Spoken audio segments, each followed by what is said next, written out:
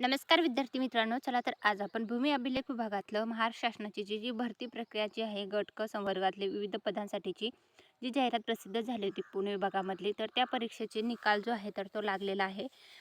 भूमी अभिलेख विभाग पुणे विभागातला हा गट क साठीचा घेण्यात आलेल्या परीक्षेचा जो आहे तर निकाल आलेला आहे. तर ह्याच्यासाठी जाहिरात जी आहे 13 नोव्हेंबर 2025 ते 14 नोव्हेंबर 2025 या कालावधीमध्ये घेण्यात आलेली जी ऑनलाईन परीक्षा होती, तर त्यामध्ये कम्प्युटर बेस्ड गुणांनुसार ही यादी जी आहे तर ती प्रसिद्ध करण्यात आलेली आहे. 30 जानेवारी 2026 रोजी प्रसिद्ध करण्यात आलेली आहे.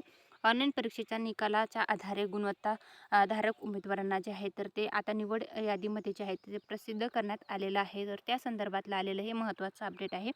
भूमी अभिलेख विभाग महाराष्ट्र शासनाचं गट क या पदासाठी घेण्यात आलेल्या परीक्षेचा हा निकाल आहे. तर बघू शकता तुम्ही विविध पदांसाठीची ही भरती प्रक्रिया झाली होती.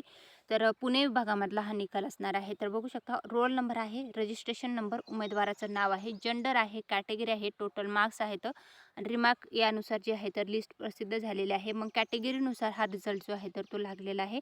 भूमी अभिलेख विभागामधल्या ज्या विद्यार्थ्यांनी हा पेपर दिलेला आहे तर त्यांच्यासाठी आलेलं हे खूप खूप महत्त्वाचं अपडेट आहे.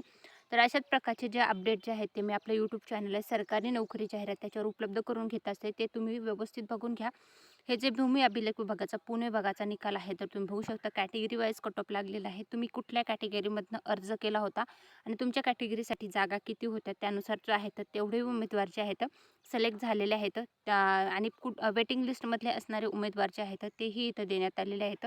तर निवड यादी व प्रतीक्षा यादी सोबतच जे आहे प्रसिद्ध केलेली आहे. तर व्यवस्थित तुम्ही बघून घ्या. प्रत्यक्ष यादीमध्ये जरी तुमचं नाव असेल तर तुमची तयारी असू द्या. कारण की जर तुम्हाला डॉक्युमेंट व्हेरिफिकेशनसाठी बोलवलं किंवा सिलेक्शनसाठी बोलवलं तर तुमची तयारी जी आहे तर ती असणं आवश्यक आहे. तर ही होती भूमी अभिलेख विभागामध्ये घेण्यात आलेल्या परीक्षेसंदर्भातली अपडेटेड माहिती. तर तुम्हाला ही संपूर्ण माहिती कशी वाटली ते कमेंटमध्ये नक्की सांगा. व्हिडिओ आवडला तर व्हिडिओला लाईक आणि चॅनलला सबस्क्राईब करायला विसरू नका.